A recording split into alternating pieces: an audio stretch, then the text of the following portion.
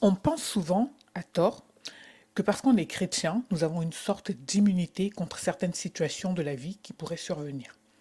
Parce que j'ai donné ma vie au Seigneur, ou encore parce que je suis né dans une famille chrétienne avec des parents qui prient pour moi, je suis comme prémuni de fait de certains aléas de la vie. Est-ce que les choses sont toujours aussi simples? C'est ce que nous allons voir dans ce nouvel épisode avec le témoignage de notre sœur qui suit. Bonjour à toutes et bienvenue dans Sans Tabou, le podcast 100% féminin et chrétien dans lequel les tabous n'ont pas leur place.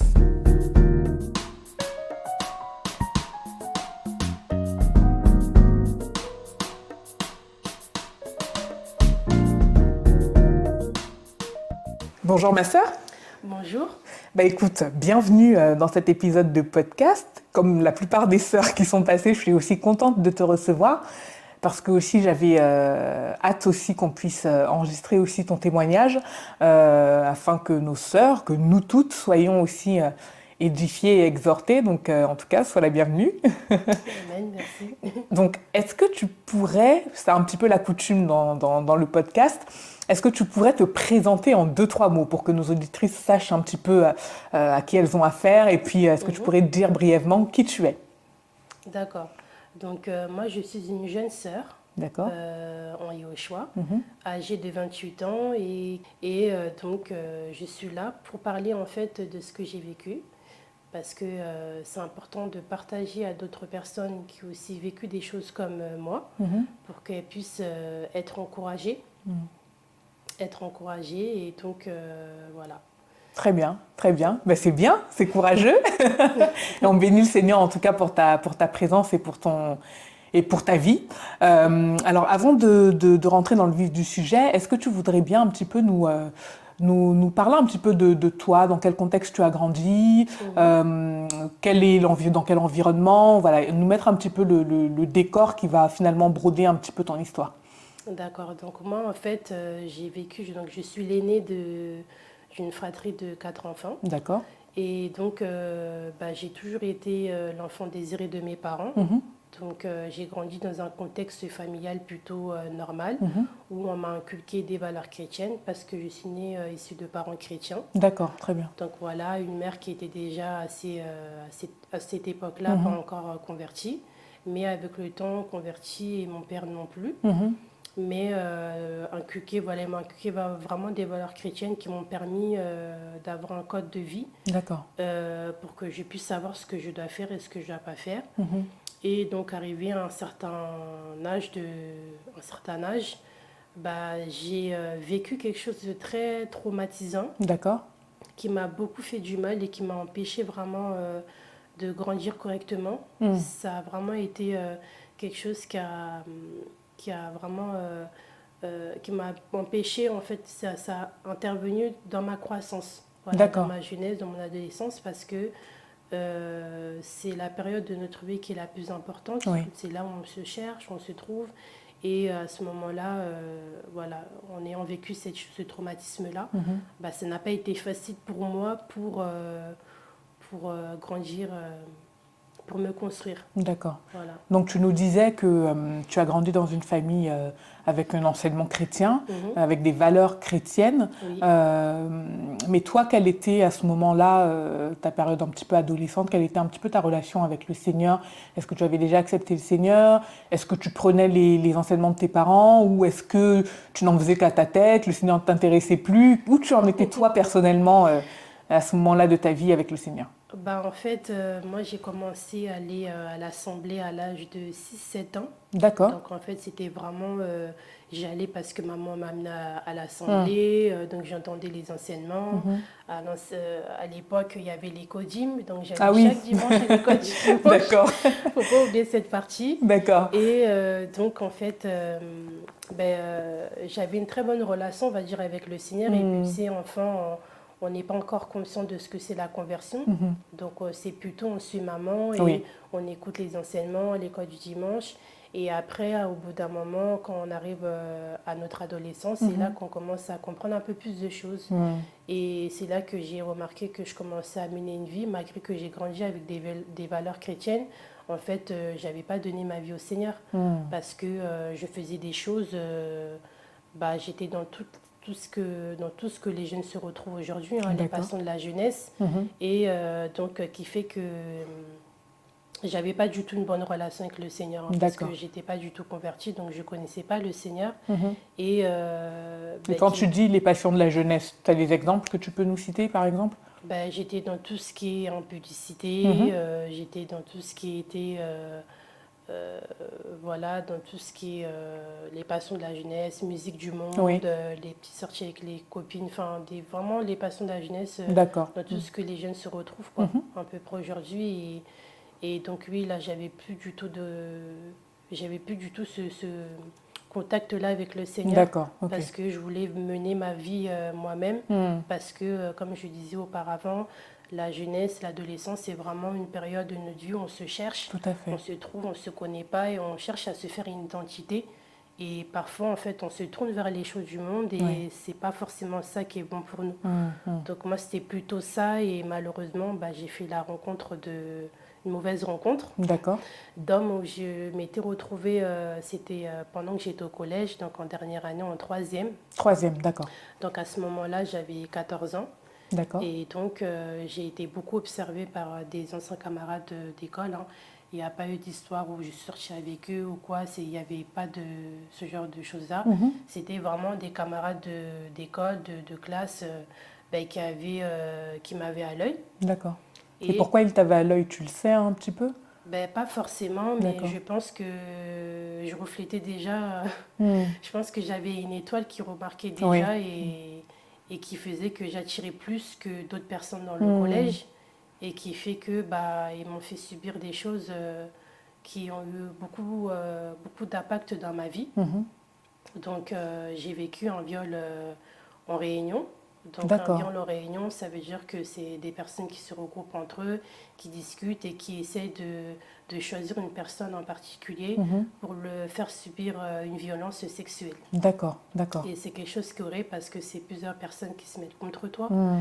Et donc à ce moment-là, comment ça s'est passé, c'est que j'ai été suivie de chez moi, de l'école à chez moi, du D'accord. collège. Donc ça veut dire que ces garçons donc, qui t'observaient Mhm. euh, t'ont suivi un jour à la sortie du collège jusque chez toi, c'est ça? Voilà. D'accord, Et ok. même ça a commencé par les réseaux sociaux parce qu'à cette époque, il y avait Facebook, il y avait MSN. D'accord. Donc dans ces réseaux sociaux-là, on a dans notre carnet de contacts, Mhm. on a des amis avec qui on est en contact au collège, voilà. Et donc moi j'avais ces personnes-là puisque pour moi c'était des simples amis, hein, pas Hmm. plus, hein. Il n'y a pas eu de relation amoureuse avec ces hommes-là. Mhm. Et donc on commençait à parler, à discuter. Et c'est vrai qu'ils me posaient des questions un peu où je me posais des questions. Pourquoi ces questions? Hmm. Tu finis à quelle heure? D'accord, Est-ce qu'il y a quelqu'un chez toi? Tout ça. Ils étaient d'accord, vraiment me poser des questions intrusives en fait. d'accord, Savoir si je suis pas tout seul, peut-être pour faire quelque chose, mais je me doutais pas forcément quoi. d'accord. Et donc quand j'ai vu comment les choses s'étaient passées, c'est là que j'ai compris pourquoi ils voulaient me poser ces questions-là en Hmm. fait. Hmm. D'accord, ok.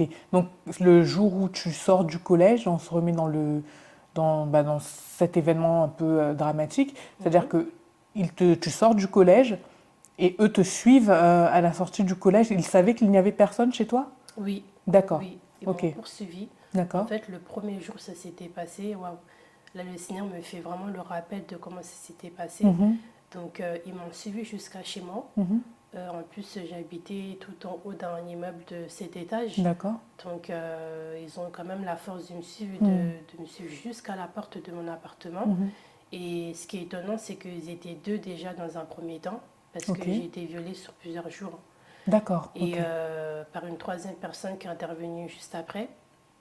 Et donc, en fait, j'étais en train de me bagarrer avec eux. En fait, je voulais prendre la clé qui était dans ma poche, la poche de mon pantalon. Mhm, Et donc, je m'étais retrouvée au sol parce que c'est des hommes. Moi, je suis une femme hmm. et les hommes ont plus de force physiquement que les femmes, donc je ne Ouais, pouvais rien faire.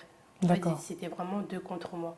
d'accord, Et ensuite, ils ont pu ouvrir la porte de chez moi et ils m'ont amené dans la chambre de mon petit frère, parce que d'accord. ma chambre était au fond.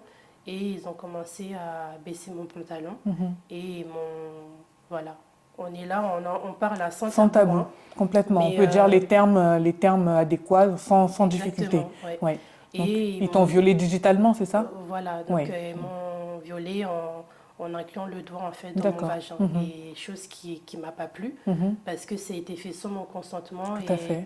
qui dit sans consentement, qui dit pas du tout partie de plaisir en Tout à fait. fait.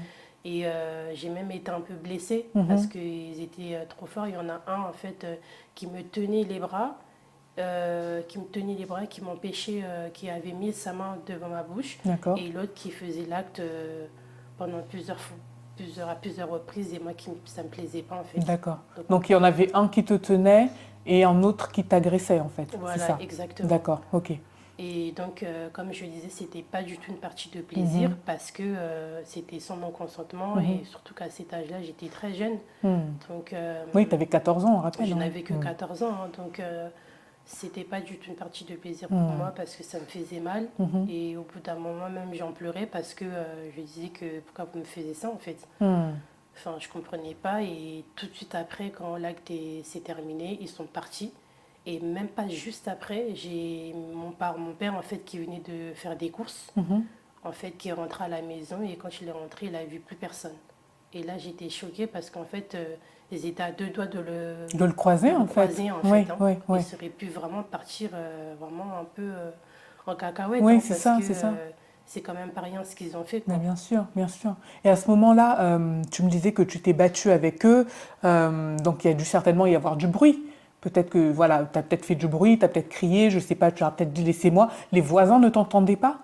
Non, parce que en fait, à ce moment-là, quand on était en train de se battre, Mhm.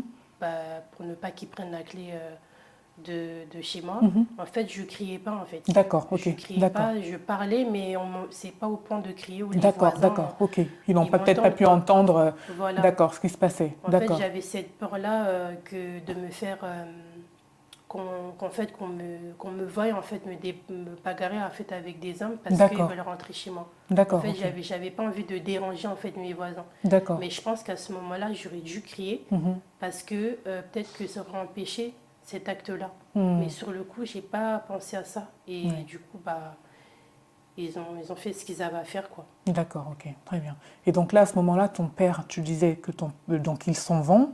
Mhm. Ton père rentre des courses, qu'il les croise limite, voilà, mais ils se sont pas croisés. Et toi, tu es là dans cet appartement, tu as subi bah, cet acte ignoble, hein, finalement. Mm. Ton père arrive, qu'est-ce qui se passe? Donc mon père arrive, il pose des courses dans la maison, Mhm. il ressent quelque chose qui s'est passé dans la maison, mais il ne sait pas quoi. Et D'accord, moi, à ce moment-là, je sais ce qui s'est passé, mais j'en parle pas. J'en d'accord. parle pas parce que je sais que si j'en parle, mon père, il va mal réagir. Il va très Hmm. très mal réagir, et donc je reste silencieuse et je le garde pour moi, mais je sais qu'il s'est passé quelque chose de grave. D'accord. Et donc mon père qui cherche à savoir qu'est-ce qui s'est Il te passé, tout pose des ça. questions, qu'est-ce qu'il te dit? Non, il m'a pas posé des questions, mais avec son instinct d'adulte, Hmm. en fait, il a ressenti quelque chose. D'accord, ok. Mais il sait pas quoi exactement. D'accord, ok, d'accord. Et donc la soirée se passe. Toi, côté dans quel état? Moi, je suis plutôt dans un état traumatisé. D'accord. J'étais très traumatisée et très pensive Hmm, parce que je me suis dit, mais je viens de me rendre compte que j'ai fait quelque chose avec des hommes. hmm, Et au départ, j'avais du mal en fait à identifier mhm. ce que c'était. D'accord, Ce que c'était, et donc j'étais vraiment, vraiment traumatisée, terrifiée par ce qui s'était passé. En plus, j'avais un peu mal dans la oui, partie partie génitale, génitale. donc je réalise pas encore en fait. Et pourquoi tu dis que tu avais du mal à réaliser ce qui se passait? Bah, en fait, parce que je me disais, bah, ce qu'ils m'ont fait, c'est pas que je trouvais ça normal, mais Mhm, je me disais, voilà, ils ont voulu m'embêter et tout ça hmm, pour me faire ce genre de choses-là, mais je savais que c'était pas normal en fait. hmm, hmm, Enfin, c'était vraiment. Ils avaient vraiment forcé en fait. C'était vraiment imposé sur moi comme ça pour me faire subir ça, et c'est vrai mhm, que je me disais, mais il y a quelque chose qui va pas. hmm, Parce qu'ils t'ont fait un truc qui est grave. hmm, Et en hmm, fait, j'avais du mal en fait à faire la distinction entre ce mhm, que c'était et ce que c'était et ce que j'étais en train de vivre à l'instant hmm, T en fait. hmm, hmm, hmm. Et donc voilà quoi, j'étais vraiment pas bien la nuit. D'accord, Ouais, ok. Et vraiment pas donc bien. la nuit se passe, voilà, tu retournes à l'école le lendemain, Voilà. tu les recroises? Je retourne à l'école, au collège le lendemain. D'accord. Je les recroise. J'étais, franchement, j'étais pas bien. Hmm. Je saurais même pas comment dire parce qu'à ce moment-là, je pense que j'étais un peu dans le déni. J'étais un D'accord. peu dans le Ok. déni donc, de ce qui s'était passé juste avant. Hmm. Et donc j'allais à l'école, en cours, j'étais avec les copines, mais je savais au fond de moi qu'il y avait quelque chose qui n'allait pas. En fait, Hmm. parce que j'avais subi quelque chose, mais je voulais pas en parler en Hmm. fait. Parce que j'avais peur qu'il y ait des bruits un peu de couloir, que ça fasse un peu des rumeurs. C'est ça? Et Hmm. puis tu sais, au collège, tout ce qui est rumeur, après, ça peut virer en fait vers de l'harcèlement, Tout à parce que fait, tu as tout à beaucoup fait. d'élèves qui peuvent t'embêter avec ça. Donc on te lâche pas. C'est ça. Et Et puis toi qui finalement était la victime, qui a été effectivement, victime, finalement on va c'est te ça. retrouver accusé de choses que tu Voilà, n'as pas désirées ou souhaitées, de filles faciles, de tout ça. Ça va vite hein, voilà. dans l'univers des adolescents. Exactement, Hmm. ça va très vite parce que quand en fait tu subis ça, Mhm. en fait bah, c'est un viol Hmm. en Tout à réunion. fait. Hmm. Donc le viol en réunion, souvent les jeunes filles ou les femmes qui subissent ça, en fait quand elles le vivent, on ne les croit pas. Ouais. Et moi j'avais la peur de ne pas être écoutée et de ne pas être crue. Voilà pourquoi Hmm. j'en ai pas forcément tout de suite en parlé. Mhm. Parce que je voulais pas que ça fasse du bruit dans tout le collège et que je Mhm. sois vraiment le sujet en fait du collège par rapport à ce que j'ai vécu en fait. Mhm. Mhm. Mhm. C'était Mhm. vraiment ça. D'accord, ok. Et donc ta journée d'école se passe, Oui. tu recroises ces garçons, il y a un malaise, comment ça se passe? Bah, en fait, je crois qu'il y en avait, parce qu'on avait d'autres, enfin certains, un d'entre eux qui n'était plus scolarisé dans le collège, il était D'accord, scolarisé dans un autre, mais on vivait dans le même quartier. d'accord, Donc en ok. fait, on se croisait en fait. On vivait dans le même quartier, on avait un qui vivait à 2 pas de chez moi, Mhm. et on avait un autre un peu plus loin, et un troisième aussi. Et bah, il y a une sorte de malaise qui s'est installé, parce Mhm. qu'en fait, ils savaient très bien ce qu'ils avaient fait. Mhm. Et moi, je savais très bien ce que j'avais vécu. Mhm. Et comme en fait, je disais que voilà, j'avais la peur de ne pas être écoutée, d'être crue, que ça fasse du bruit, ben, j'en parlais pas, mais j'étais très mal à l'aise, Mhm. déjà. Donc, c'est vraiment ça, quoi. Mhm. Mhm. C'est vraiment ça. Et donc, après, il y a eu d'autres jours encore, ils se sont présentés devant moi. Et comme je disais, quand tu subis ça, même s'il n'y a pas eu de pénétration, Mhm. ben, en fait, ça te dévalorise. Donc, en Mhm. fait, tu perds déjà de la valeur. Attention, tu dis qu'il n'y a pas eu de pénétration, il y a eu une pénétration digitale quand même. Oui, Oui, digital, voilà. ouais, Mhm. déjà ça. Mhm. Donc, oui, on peut le considérer comme C'est une pénétration. pénétration. Mhm. Parce que on a inséré quelque chose En toi, en toi sans ton consentement en sans ton plus. Mhm. consentement. Donc, qui fait que c'est quelque chose que tu n'acceptes pas, en fait. Mhm. Mhm. Donc, moi, c'est quelque chose que je n'acceptais pas. Mhm. Donc, oui, voilà, il y a une pénétration digitale. Mhm. Et ensuite, les autres jours, il y a eu pénétration voilà, génitale. Mhm. D'accord. Voilà. Très bien. Et donc, quand tu dis les autres jours, donc ça veut dire que la première fois que ça s'est produit, il y a eu des jours successifs auxquels c'est arrivé? Comment ça s'est déroulé? Je me souviens plus vraiment. D'accord. Je sais que c'était, je sais plus si c'était vraiment ce que ça se suivait comme ça, Ok. mais je sais que pendant une semaine, j'ai été violée au moins 2, 3 fois. D'accord. Puisque la première fois, c'est été fait avec 2 personnes, donc Mhm. 2 camarades de collège. Mhm. La deuxième fois, c'est pareil, 2 camarades de collège. C'était les mêmes à chaque fois? C'était les mêmes. Ok. C'était vraiment les mêmes. Et une autre fois, c'était un seul qui est venu. Mhm. Et une autre fois, c'était les trois. Donc en fait, j'ai été violée 4 Mhm. fois par les mêmes personnes, quoi. D'accord, d'accord. Et à chaque fois, c'était des viols en réunion. Voilà, c'était des viols en réunion. D'accord, ok. Et à l'issue de tous ces viols successifs Mhm. que j'ai eu, parce que tu te dis déjà la première fois, c'était déjà très choquant pour toi. Il s'en est suivi 3 autres fois, c'est ça? Exactement. Mais dans quel état tu étais, toi, à l'issue de toutes ces agressions sexuelles? J'étais complètement dans le déni. D'accord. Complètement dans le déni, ça veut dire que je refoulais Hmm. toutes ces choses-là, pour ne pas en fait que ça se reproduise plus. Hmm. En fait, c'est parce que le fait de ne pas en parler fait que en fait, c'est comme si en fait j'acceptais cette situation alors que dans le fond, je n'acceptais pas ça. D'accord. C'était sans mon consentement, c'est-à-dire que comme je dis, il n'y a pas eu de relation amoureuse où je suis Mhm, tombée mhm, amoureuse mhm, l'un mhm. d'entre eux. On a une relation, on communiquait ensemble, voilà, de choses que j'aimais ou que j'aime pas par rapport à ces choses-là. Donc le fait de ne pas en parler faisait que ça laissait place à ça. en D'accord. fait. Ok, ok, ok. Et jusque-là, est-ce que tu as réussi à en parler à tes parents? Parce qu'on rappelle, tes parents qui t'ont élevé aussi dans la foi chrétienne, etc. Est-ce Mhm. qu'à un moment, tu arrives aussi à libérer la parole avec eux? Ou c'était toujours difficile pour toi d'en parler, même ne serait-ce qu'avec ta maman?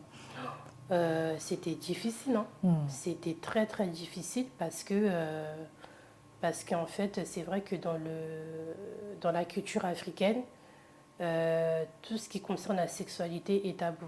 Hmm. Ça veut dire on ne parle pas comme ça aux parents, Mhm. ou à la mère, au père, même si ils sont chrétiens, Mhm. de ce sujet-là, parce Mhm. que c'est considéré comme un sujet voilà, qu'on doit vraiment connaître à partir du moment où on est marié. Tout à fait. Alors que c'est un sujet qui est très important, Mhm. d'en parler même avant, des années bien avant, parce Mhm. que il faut savoir qu'un adolescent, la puberté commence à l'âge de 12 ans. Mhm. Donc on commence à avoir nos règles à partir de 11 ans, de 12 Mhm. ans. On commence à connaître un peu notre corps en fait Mhm. à Mhm. l'adolescence. Donc c'est vrai que ce genre d'acte-là, Mhm. bah, on peut en rencontrer dès notre adolescence. Mhm. Et donc, en vivant ça, c'était très difficile d'en parler à cause de ça. Donc D'accord. déjà, le fait que dans la culture africaine, on n'en parle pas. Mhm. Et aussi, en tant que chrétien, on n'est pas censé voilà, vivre ça parce qu'on va à l'assemblée, on écoute la parole. Mhm.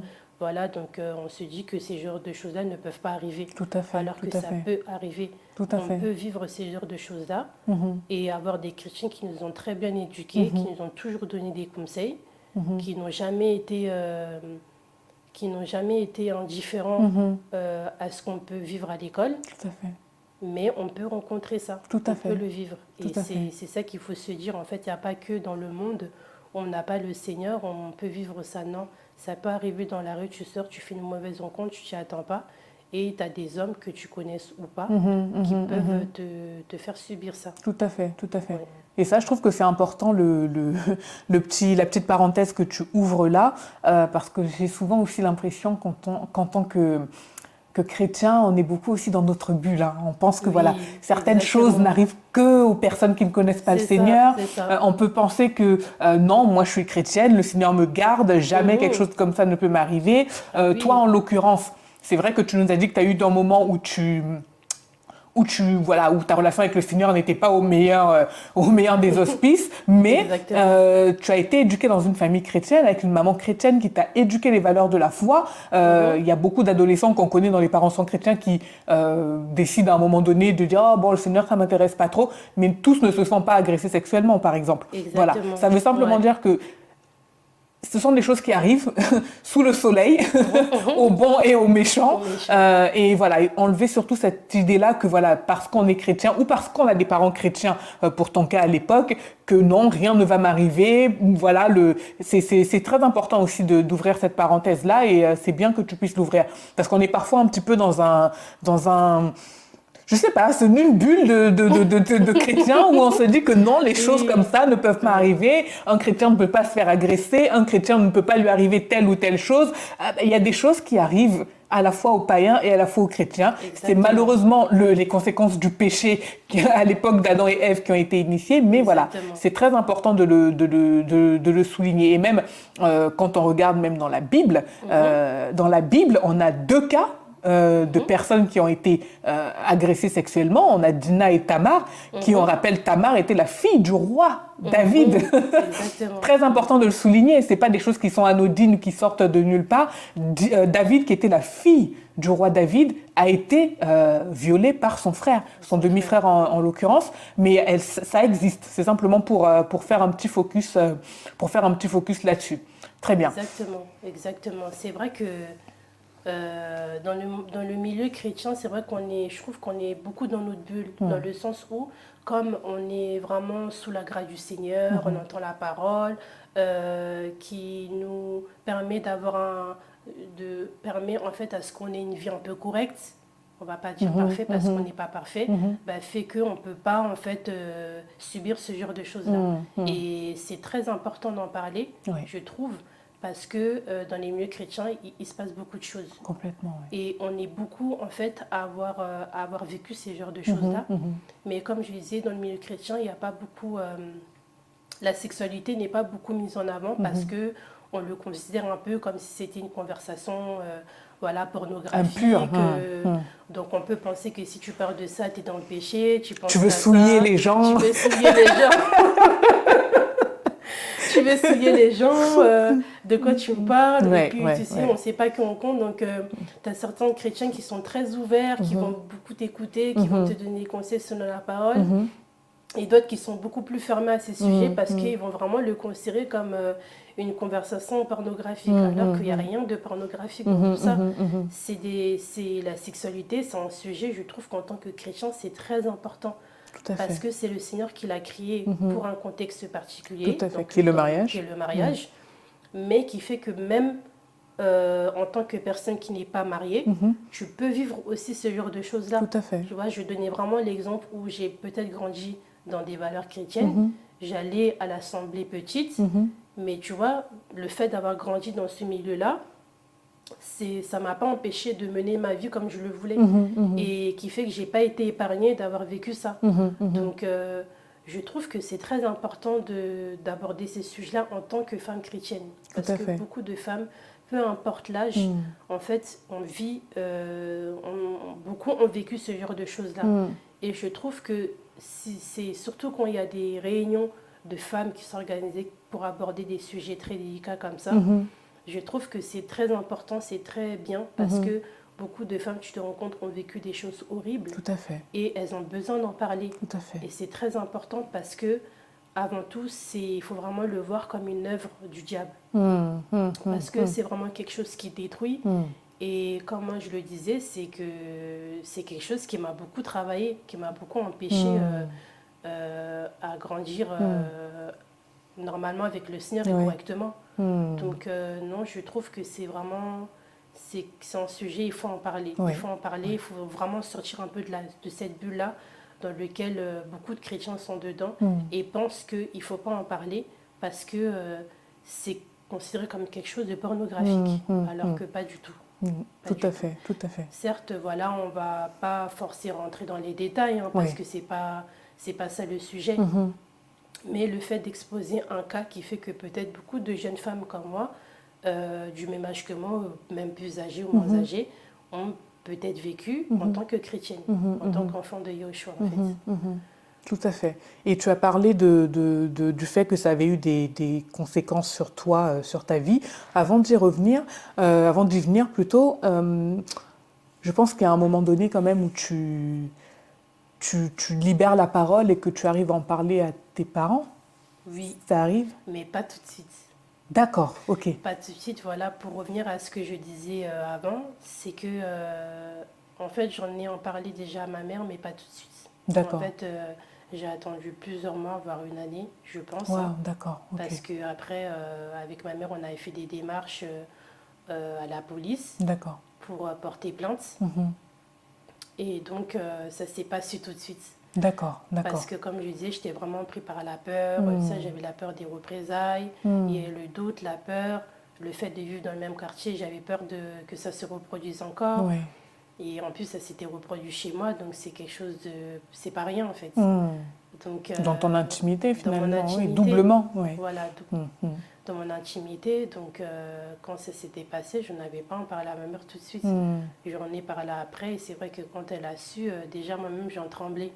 Parce que j'avais peur de me dire que peut-être elle va penser que j'ai eu une relation sexuelle consentie avec un homme avant le mariage. Peut-être que je suis tombée enceinte. Voilà, elle allait très mal le prendre. On connaît comment les parents d'origine africaine, ils peuvent réagir par rapport à ça. Donc j'avais peur. J'avais peur, donc je n'ai pas tout de suite parlé. Et au moment où... Qu'est-ce qui t'a poussé finalement, parce que tu l'as contenu pendant plusieurs mois, quel a été le déclic qui a fait que tu dises que non, aujourd'hui j'en parle? Le déclic, ça a été le Seigneur. D'accord. Tout simplement, ça a été le Seigneur. Et puis, il est passé par des personnes qui étaient proches de moi, des chrétiens, pour que je puisse en parler. D'accord. Voilà, okay. C'était ça le déclic qui a fait que je me sentais dans l'obligation d'en parler, même si je le voyais comme un peu quelque chose de honteux, Mhm, mhm, voilà, mhm, mhm, qui fait que je voulais pas en parler tout de suite. mhm. Et donc c'est ça qui m'a poussée à dire à maman, voilà, j'ai vécu des choses horribles. Il y a des garçons qui m'ont fait subir ça, tout ça. J'ai eu pénétration, j'avais même peur de dire le mot devant elle Oui, parce que c'était hyper gênant. oui, oui, oui. Et ça, c'est Parce- le tabou de beaucoup de familles, beaucoup de familles, je dirais pas que africaines, mais de beaucoup de familles où parce qu'on a un tabou aussi au niveau de la sexualité, Oui, parce qu'on n'en parle pas, parce qu'on considère que à partir d'un certain âge, on n'a pas besoin d'en parler, parce que voilà, on met pas les mots sur ce qu'il faudrait.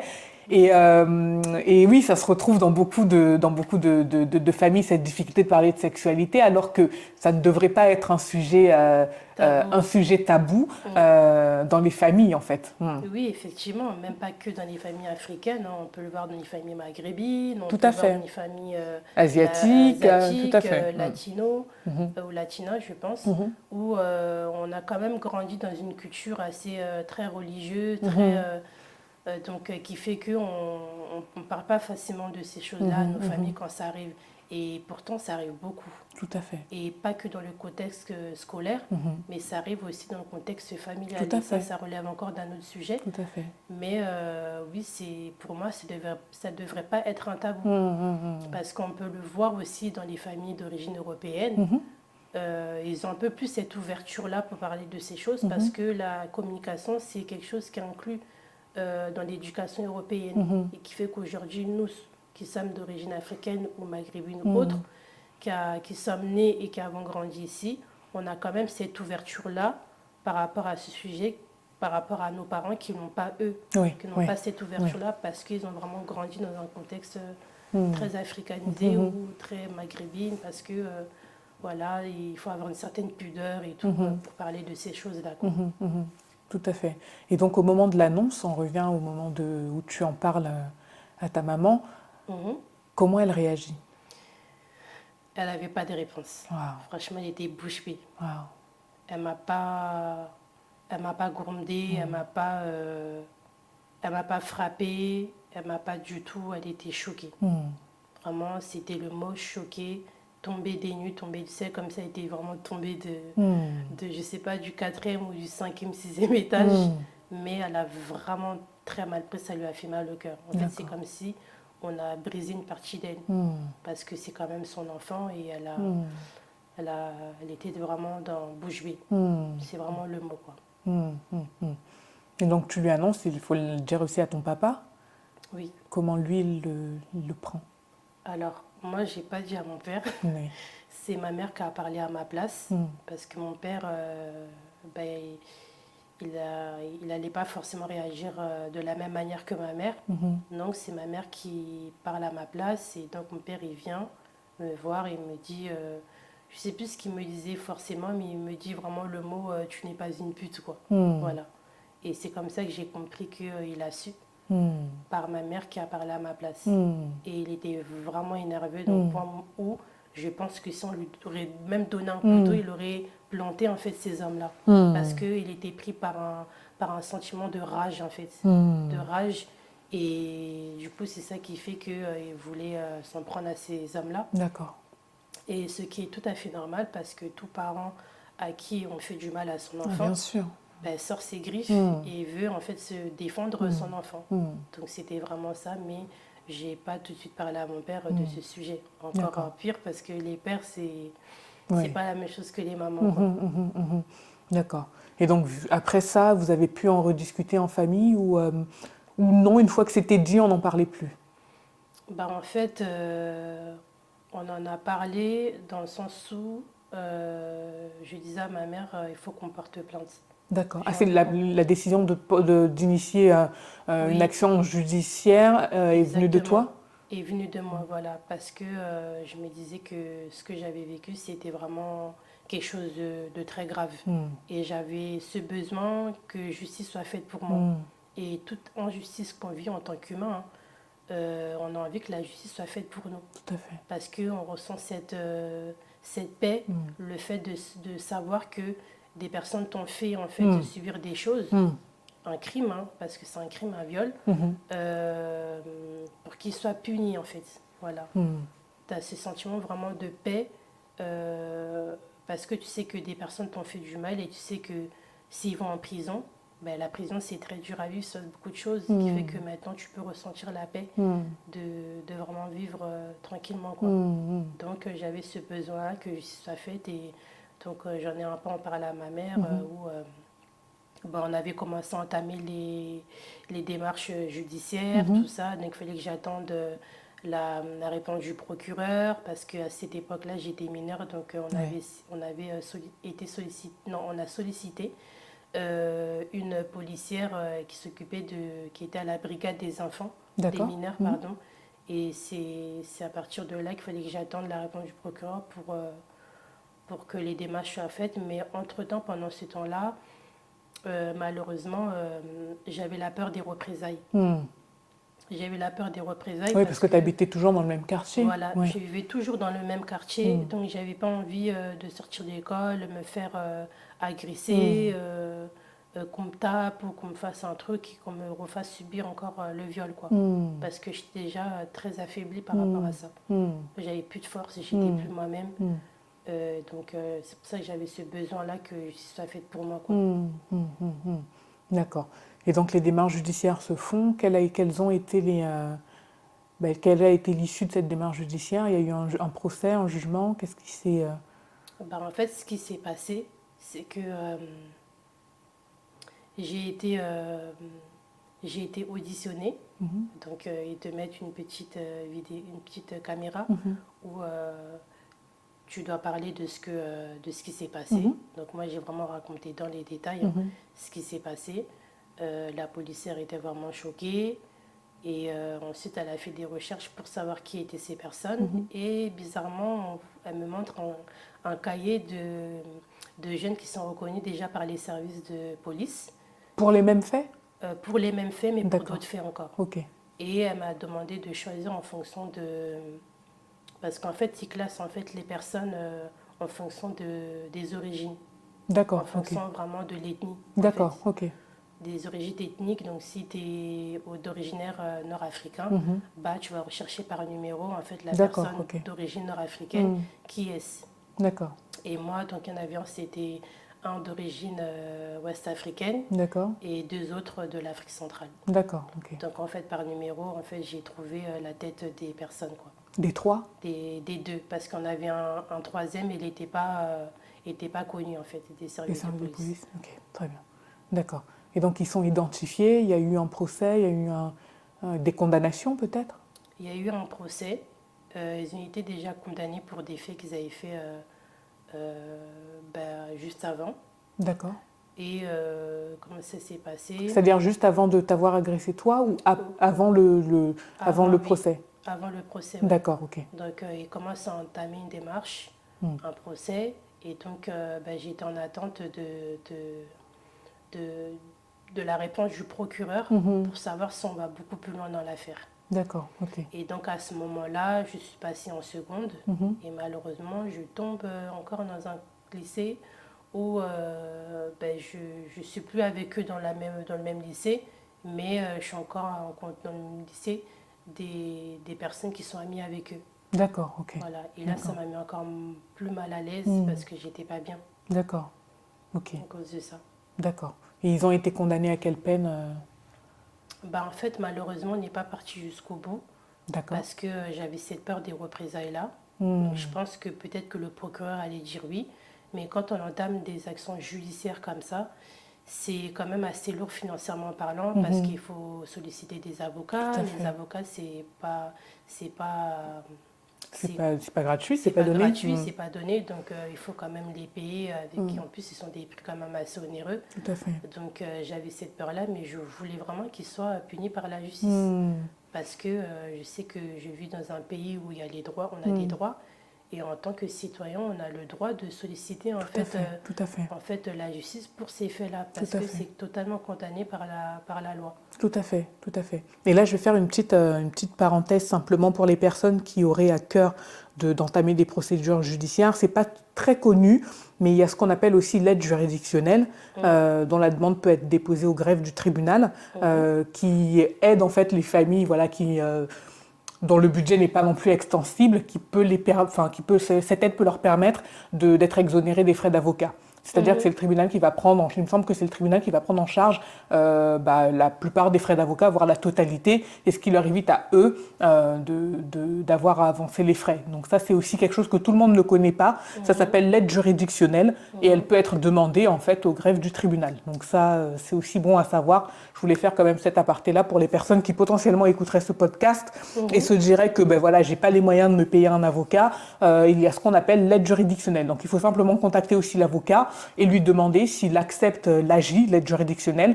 Et s'il l'accepte, vous déposez un dossier au tribunal, ce qui vous permet d'être exonéré des frais de procédure de l'avocat. Parenthèse refermée. Oui, Et donc, d'accord, donc tu lis, toi, dans ton cas, l'action judiciaire ne va pas jusqu'au bout parce que vous laissez tomber. oui. Ok, et donc toi, à partir de ce moment-là, comment tu vas moralement, psychologiquement, dans quel état tu es? Parce qu'on rappelle que tu as vécu plusieurs viols en réunion. Mhm. Euh, Et aussi, juste pour revenir, quand j'avais saisi la justice, on m'avait convoqué pour que je puisse faire des examens médico-judiciaires oui. pour voir si j'ai pas été blessée Mhm. dans les parties génitales, pour ensuite faire un diagnostic et voir après poursuivre l'affaire en fait. À l'IMJ, c'est ça, hein, l'Institut Oui, oui, médico-judiciaire, c'est quelque chose ça, comme ça, c'est oui. ça.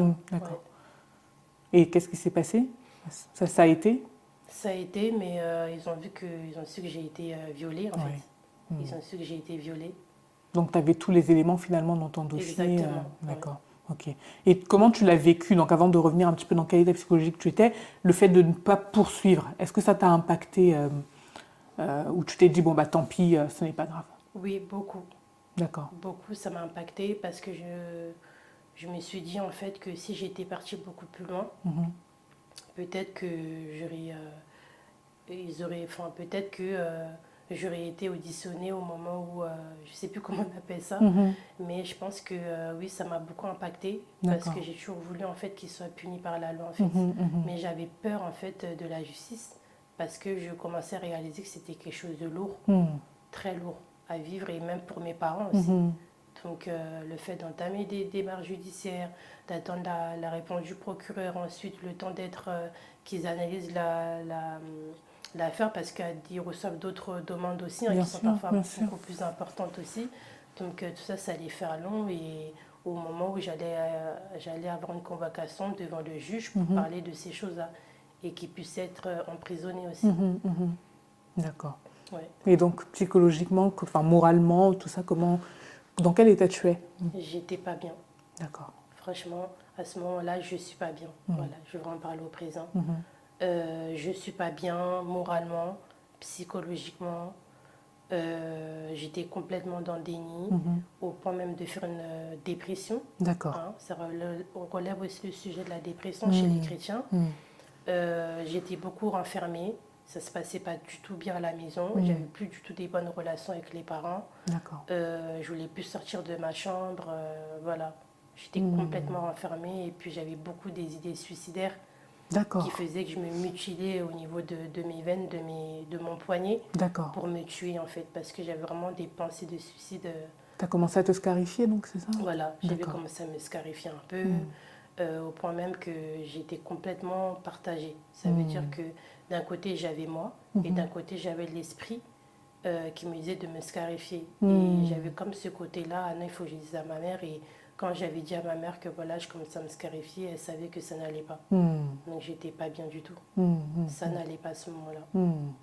Et comment tu as fait pour te remettre de ce moment où tu n'allais pas bien? Ben, en fait, comment dire ça? À cette époque-là, en fait, quand ma mère a prié, et quand ma mère prie, voilà, elle sollicite un ancien Mhm. pour prier pour moi. D'accord. Et donc à partir de là, grosse délivrance, D'accord. voilà, beaucoup de choses qui sont sorties Mhm. et où le Seigneur aussi m'a parlé et m'a dit que voilà, c'est un ami qui t'a violé. J'ai vu comme un ami qui t'avait violé, tout ça. Mhm. Et effectivement, c'était réel. Mhm. Et après, à ce moment-là, j'ai été délivrée par le Seigneur Wow. et donc c'est comme ça que ça m'a fait du bien. Mhm. Mais j'étais toujours pas bien parce que même si le Seigneur te délivre, Mhm. mais le fait de ne pas avoir vraiment parlé correctement de cette chose-là fait que j'étais toujours pas bien en fait. Mhm. Donc il y avait ce besoin de libérer la parole aussi Voilà, sur ça, parce que sinon ça continue à te ronger en fait. exactement. D'accord. Et tu as pu la libérer, la parole?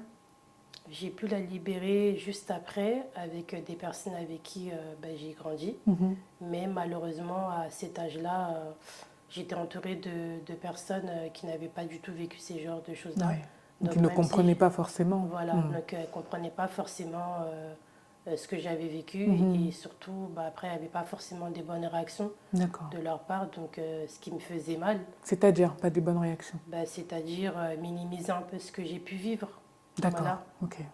par peut-être le fait de pardonner, mais on ne Mhm. pardonne pas facilement ce genre d'acte-là, Mhm. parce que ça prend énormément de temps, il faut vraiment que le Seigneur te donne la force. Mhm. Donc à ce moment-là, je n'étais pas forcément entourée de personnes qui connaissaient vraiment ce sujet-là, Mhm. au Mhm. moins le sujet de la sexualité. Mhm. J'avais Mhm. vraiment ce besoin qu'une personne un peu plus âgée, Mhm. avec un peu plus d'expérience de vie, Mhm. pour qu'elle puisse comprendre ce que j'ai pu vivre, même Ouais. si elle ne comprenait pas forcément voilà, ce que Mhm. j'avais vécu. D'accord. Et tu l'as trouvée, cette personne avec qui tu as pu... Oui, oui, bah, ma mère déjà, Mhm. hein, ma mère, et puis d'autres adultes aussi. Super, Voilà. super, super. Et à ce moment-là, ta relation avec le Seigneur, elle en est où? Ma relation avec le Seigneur, ça allait un peu mieux, D'accord, mais toujours pas comme il le faut en fait. d'accord, ok, Voilà, c'était très bancal, d'accord. très bancal. Mhm. D'accord. Ça m'émue parce qu'en fait, tu te rends Mhm. compte que quand tu parles, le Seigneur met les mots dans ta bouche, en fait, tu te Mhm. rends compte que waouh, waouh, Mhm. toutes ces choses-là, c'était enfui en moi. Mhm. Et je voulais pas du tout en parler. Mhm. Mhm. Je Mhm. voulais pas du tout en parler, mais je sais que le Seigneur m'a attendu en tournant pour que j'en parle parce que c'est quelque chose en fait qui peut détruire. Tout à fait, C'est quelque chose qui détruit parce que en fait l'endroit où là ça se passe quand même dans la partie génitale. Donc tout à fait.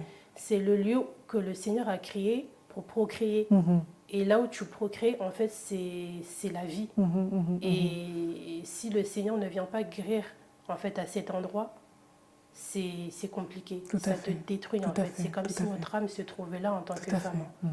Parce que c'est quand même pas rien. Tout à fait, tout à fait. Et Et voilà. d'ailleurs, même dans certains pays, dans certaines régions, une grosse pensée pour la RDC, la République démocratique du Congo, où le viol est utilisé aussi comme une arme de guerre, donc c'est pas rien. Exactement. Et en tant que justement jeune femme d'origine de ce pays-là, D'accord. je suis beaucoup en fait touchée par Mm. ce qui se passe. Mm. Parce que étant une personne violée, Mm. je suis aussi ces femmes-là. Mm. Ça veut dire que c'est un arme de guerre, hein. Tout à fait. C'est vraiment un arme de guerre qui est beaucoup utilisée au Congo, Mhm. RDC, parce que, bah, pour tout ce qui est un peu les sœurs politiques, les sœurs de richesse et Tout à tout, fait, oui. beaucoup de femmes en fait subissent ces choses-là et malheureusement, elles vivent dans un pays où en RDC, il n'y a pas la liberté d'expression. Mm. Et carrément, le viol est quelque chose qui est légal en RDC. C'est quelque chose qui me dépasse parce que, en fait, le viol n'est pas impuni là-bas. Mm. Et dans beaucoup d'autres pays, le viol n'est pas du tout impuni. Donc, C'est pas tu te du tout rends... puni. Voilà, Mm. puni, pardon, Mm. excusez-moi. C'est pas quelque chose de puni Mm. parce que il légalise ça, alors que c'est un crime qui est très grave. Beaucoup de femmes sont mortes Mm. et sont mortes vivantes. Mm. Et nous qui sommes ici et qui vivons en fait en France ou dans les pays où il y a la liberté d'expression, Mhm. surtout en tant qu'enfant de Yahushua, Mhm. on se doit en fait d'être porte-parole pour ces femmes-là. Tout à fait. Pas qu'en RDC, mais dans d'autres pays. Mhm. Mhm. Et Et c'est très important parce que c'est aider son prochain comme soi-même. Tout à fait. C'est se sauver d'abord et sauver les autres. Et c'est pour ça que c'est important, en fait, voilà, pour que le Seigneur m'a fait comprendre dans le temps que, en fait, je n'ai pas honte de ce genre de choses-là. Parce que avant tout, c'est un acte du diable. C'est vraiment une œuvre du diable, pardon. Et c'est cette œuvre-là qu'on doit exposer et pas nous. Tout à fait. Parce que beaucoup de femmes vivent, et Tout à aussi fait. des hommes, hein, souvent on oublie Bien sûr, bien les sûr. hommes aussi. Hein. Il y a beaucoup d'hommes qui vivent ça, mais c'est encore moins, on en parle moins parce qu'on se dit que c'est les femmes qui sont beaucoup plus touchées par ce sujet-là. Et donc, voilà pourquoi elle m'a fait comprendre que c'est important d'en parler, parce qu'en se libérant, en fait, on se libère, on est déjà délivré. En fait. Et petit à petit, en fait, le Seigneur fait son travail vraiment de nous guérir, de nous restaurer petit à petit, parce que c'est quelque chose, on ne peut pas en fait en guérir du jour au lendemain, ça prend du temps, énormément.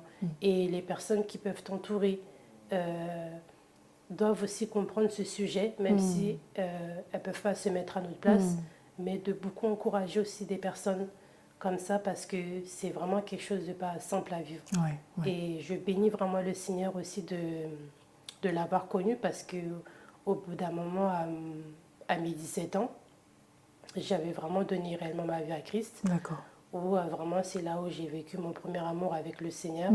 Et c'est cet amour-là qui a fait que déjà le Seigneur m'a fait comprendre qui j'étais, et surtout de me donner la force en fait de parler de cette chose-là, d'exposer en fait ce crime-là, parce que c'est vraiment un crime qui est horrible à vivre. Je le souhaite vraiment à personne, même à mon pire ennemi, je le souhaite même pas, parce que ça serait vraiment trop méchant de ma part de souhaiter ça à quelqu'un, tellement que ça tue en fait, et ça peut te pousser à la mort, comme je le disais. Je me scarifiais et j'avais des pensées de suicide. Donc tu peux même te tuer, on le voit un peu dans les faits divers. Hein. Beaucoup de jeunes femmes, de jeunes qui sont au collège, qui avaient 15 ans, à peu près le même âge que moi, qui ont vécu ça, qui ont subi ça. Et malheureusement, elles se sont données à la mort. Et ça fait très mal au cœur, parce que le fait d'avoir vécu ça, tu te mets à la place de cette fille-là. Et tu te dis que toi aussi, tu aurais pu mourir. Et peut-être qu'on n'aurait jamais pu entendre ce que... tu as vécu en fait, c'est ça. Donc c'est vraiment une grâce de connaître le Seigneur par rapport à tout ça. Parce que c'est vraiment lui qui pense les blessures, c'est vraiment lui qui guérit, et surtout qui continue à faire le travail. Et donc voilà quoi, c'est ce que je voudrais vraiment dire quoi. Amen, waouh. Et c'est important ce que tu as souligné là, le viol peut tuer, le viol détruit des vies, le viol pousse des personnes à devenir des personnes qu'elles ne sont pas forcément, et c'est pour ça qu'il est très important de lever le tabou sur ces choses-là, d'en parler, de le dénoncer, parce que la force de l'ennemi aussi, c'est de faire les choses cachées, de faire les choses dans la ténèbre, de taire les choses, et souvent on se rend compte que les vies sont beaucoup détruites parce que les personnes ont tué ce qu'elles ont vécu, elles l'ont gardé, elles l'ont refoulé, et leurs vies ont été détruites finalement, et c'est là que l'ennemi aussi a son accès. Donc je bénis le Seigneur que toi tu aies réussi à libérer la parole sur ça. Et comment tu vas aujourd'hui ? Aujourd'hui, je vais bien. Ouais, tu le dis avec un grand sourire. Bon, nos auditrices ne peuvent pas le voir, mais moi je le vois. Non, aujourd'hui, là, je me sens très bien. Là, en parlant, j'ai été émue. Il y a beaucoup de blessures là qui sont remontées, parce qu'en fait, je me rendais compte que je n'avais pas parlé de façon détaillée, en exposant vraiment plusieurs sujets concernant le viol, quoi. Et aujourd'hui, je me sens bien, aguerrie. Super. Et donc, c'est vraiment l'essentiel. Super, voilà, c'est ce qu'il faut. Super. Le Seigneur a restauré ton cœur, restauré ton âme, guéri ton âme. Oui. Et ça, c'est très important aussi. C'est très important pour que tu puisses aussi avoir une vie future épanouie, avec un avenir glorieux, un avenir merveilleux, radieux. Exactement. C'est très important. C'est ça. Super. Et est-ce que tu aurais quelque chose que tu voudrais rajouter peut-être Non. Par rapport à ça, comme je disais, l'importance d'en parler, parce qu'il faut savoir, en tant que femme de Yahushua, Mhm. on a amené plus tard à se marier parce que c'est quelque chose de biblique, le mariage. Tout à fait. Et donc, si on ne prend pas en compte le fait si on ne réalise pas, pardon, Mhm. que ça a l'importance de parler, d'exposer cette chose-là, Mhm. ça peut créer beaucoup de dégâts Mhm. en fait dans le Tout à mariage. fait, tout à fait. Parce qu'il faut savoir que le Seigneur a créé la sexualité pour le mariage. Oui. Et donc, on sera amené à avoir des relations intimes avec notre mari, Mhm. ce qui est tout à fait normal. Tout à fait. Et le fait de garder ça au fond de soi Mhm. fait que déjà, on grandit avec un peu une vision erronée de la Mhm. sexualité qui fait que quand on rencontre un homme selon le Seigneur, Mhm. on peut penser qu'au moment de l'acte, c'est quelque chose de bestial, de brutal, Tout à fait. quelque chose pour nous faire du mal, Mhm. alors que pas Mhm. du tout, c'est Mhm. pour un autre sujet. Et donc, c'est important de vraiment laisser le Seigneur faire le travail dans le Amen. fond pour qu'on puisse vraiment rentrer dans le mariage aguerri. Tout à fait. Aguerri, c'est très, très, très important. Tout à fait. Et surtout, de ne pas faire subir en fait ces souffrances au mari Mhm. parce qu'il y est pour rien. Mhm. Et donc, c'est ce que je pourrais rajouter de plus parce qu'il faut penser à l'après. Tout à fait. On n'est pas amené à rester célibataire à Mhm, vie. Ça mhm, représente mhm. quoi, 1%? Mhm. C'est vraiment une particularité, Mhm. mais je veux dire qu'on sera amené à se marier et donc c'est important que le Seigneur nous guérisse Tout à en fait, fond tout à et fait. surtout qu'on laisse le Seigneur faire ce travail Mhm. parce que pendant un certain moment, en fait, le Seigneur pointait dans mon cœur la blessure, Mhm. mais en fait, je refoulais, je Mhm. refusais en fait d'en parler parce que c'était une honte Mhm. pour moi. Parce que c'est quelque chose, quand tu le vis, ça te salit. Mhm. En fait, tu te vois vraiment comme une femme sans valeur. Mhm. Vraiment. Sans valeur, sans estime de soi, sans confiance en soi, parce que ça touche Mhm. vraiment ça touche vraiment ces choses-là et ça les met vraiment à ras. Mhm. Vraiment, c'est vraiment, quand tu vis ça, tu n'as plus du tout de confiance en toi, Mhm. tu t'estimes plus du tout, Mhm. tu te vois plus comme une femme de valeur, donc tu peux même te donner facilement aux hommes comme ça, Mhm. parce qu'en Tout fait, à fait. ton Mhm. corps, voilà, tu te dis, il m'appartient plus, Tout quoi. à fait. Il m'appartient plus du tout. Mhm. Et il appartient à des hommes, donc le premier venu, tu peux te donner Mhm. comme ça, alors que Mhm. non, Mhm. on est des femmes de valeur, en Mhm. fait. Mhm. C'est ce que la parole nous enseigne. On est vraiment des femmes de valeur. Mhm. Et c'est ce que le Seigneur m'a fait comprendre, que je suis une princesse, en fait. Amen. Amen. Et je ne suis pas une femme à objet. Mhm. Je ne suis pas un objet. Tout à fait, tout à fait. Donc voilà quoi, ce que je pourrais rajouter. Tout à fait, tout à fait.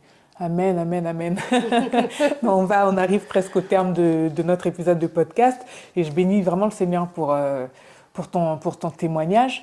Amen. Est-ce que tu aurais à cœur peut-être de prier pour nos sœurs qui se retrouvent dans ton témoignage, qui se disent waouh, mais elle a réussi à s'en sortir, mais moi je n'y arrive pas. Est-ce que tu aurais à cœur de prier pour nos sœurs? Oui, j'ai à cœur. Et ce que je pourrais rajouter aussi, Mhm. c'est que en fait, peut-être que même si judiciairement parlant, je ne suis pas partie jusqu'au bout, Mhm.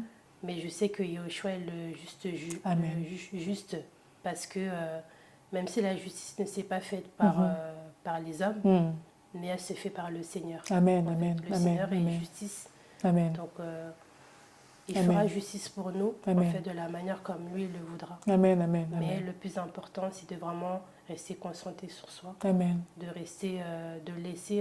d'accepter que le Seigneur nous pousse à Mm. parler de cette chose-là. Mm, mm, Et moi, je prie vraiment pour ces femmes-là qui ont vécu ces choses-là. mm, Je prie pour vos cœurs, vraiment, que le Seigneur va vraiment vous guérir. Que le Seigneur vous pousse vraiment, donne la force vraiment à parler. Parce que, en tant qu'enfant de Yahushua, on est des messagers, en fait. Et les messagers sont porte-parole, sont vraiment une voix pour les sans-voix. Et je prie que le Seigneur vous ouvre la bouche pour vraiment témoigner de ce que vous avez vécu, parce que autour de vous, à l'école, que ça soit au travail, dans la famille, beaucoup de personnes ont vécu des choses horribles, des viols, que ce soit un viol ou un viol aux réunions. Et c'est très important en fait que le Seigneur vous donne la force de parler afin que vous-même vous soyez libérés et guéris. Et pour ceux qui ne sont pas encore mariés, que vous puissiez vraiment rentrer dans le mariage vraiment aguerri, afin de ne pas en fait à ce que en fait, vos mariages ne soient pas détruits par cette œuvre démoniaque que le Seigneur, que le diable veut toujours en fait propager bah, chez les personnes en fait. Voilà, c'est vraiment ma prière. Je prie vraiment pour vous que Yahushua vraiment puisse intervenir sur ce sujet dans vos vies là quoi. Et de toujours ne pas oublier que Yahushua est la seule personne à qui on peut se confier, Amen. à qui on peut s'appuyer pour parler de tout sujet. Rien n'est tabou pour le Seigneur. Amen. Parce que le Seigneur, c'est Amen. celui en fait, c'est un L de justice, c'est un L d'amour. Et son amour nous permet en fait de complètement en fait, nous permettre de tomber dans ses bras en fait d'amour qui nous console et qui nous guérit. Parce que c'est le seul L en fait qui est véritable. Et surtout qui ne va jamais nous décevoir parce qu'il nous comprendra sur tous les plans. Et sur tous les plans. Je voulais rajouter aussi par rapport à ce que j'ai vécu, un sujet qui est très important en fait en tant qu'enfant du Seigneur. Elohim en fait nous a toujours nous a appelés à faire quelque chose de particulier, une œuvre particulière. Et c'est vrai qu'avec ce traumatisme-là, ça peut aussi nous empêcher d'œuvrer pour le Seigneur, parce que avec le Seigneur, ne nous a pas donné un esprit de timidité, mais il nous a vraiment donné un esprit de l'assurance et du courage. Et quand tu subis en fait un viol, en fait, tu n'as plus de courage et tu n'as plus d'assurance. Et ça, c'est vraiment primordial pour pouvoir œuvrer avec le Seigneur. Parce que l'œuvre du Seigneur est toujours combattue. Et si on n'a pas cette force-là, pour pouvoir œuvrer pour le Seigneur, en fait, on ne peut pas. Et moi, c'était un empêchement pendant plusieurs années, qui fait qu'il y a que maintenant, je commence à réaliser que le Seigneur m'a appelé pour faire son œuvre, en fait. Voilà, je ne sais pas, ça peut être un appel qui est lié au chant, ça peut être un appel qui est lié où il faut prendre beaucoup la parole. Et c'est vrai que quand on vit ce genre de choses-là, que ce soit le chant ou autre, c'est vraiment en fait des choses où il faut s'exprimer avec une certaine assurance. Et si le Seigneur n'est pas là pour te donner cette force, ça ne t'a pas guéri, en fait tu ne pourras pas. Et c'est ce que le diable veut, parce que il ne veut pas qu'on parle du nom du Seigneur, parce que ça a pour but de délivrer beaucoup d'âmes que le diable veut rendre toujours captifs, veut toujours retenir, parce qu'il a son œuvre aussi. Et donc c'est ce que vraiment je voulais rajouter par rapport à ça, quoi. Que voilà, quoi, ça peut empêcher. Moi, ça m'a pris énormément de temps, qui fait que beaucoup de personnes ne comprennent pas toujours pourquoi elle veut pas parler, pourquoi elle veut pas chanter, pourquoi autre. Mais en fait, c'est parce qu'il y a toutes ces choses-là. Ça a influé aussi sur ta personnalité. Exactement, ça influe sur la personnalité, sur le caractère, qui fait que ça te renferme, ça ne te permet pas de t'ouvrir aussi. Et même au niveau de la personnalité, en fait, ça te dépersonnalise en fait complètement. D'accord. Voilà, donc c'est vraiment ça. D'accord. Et quand tu dis ça te dépersonnalise, toi, dans ton cas, comment ça t'a dépersonnalisé? Bah, ça fait que j'avais plus de personnalité, en fait. Je suivais pour suivre, vraiment. D'accord. C'est vraiment ça. Ok. Donc, voilà, quoi. Très bien. Merci en tout cas pour ces mots que tu as eus pour nos sœurs. Que le Seigneur soit béni. En tout cas, j'ai été contente de t'avoir sur cet épisode, et on bénit vraiment le Seigneur pour son œuvre dans ta vie, pour la restauration qu'il a faite.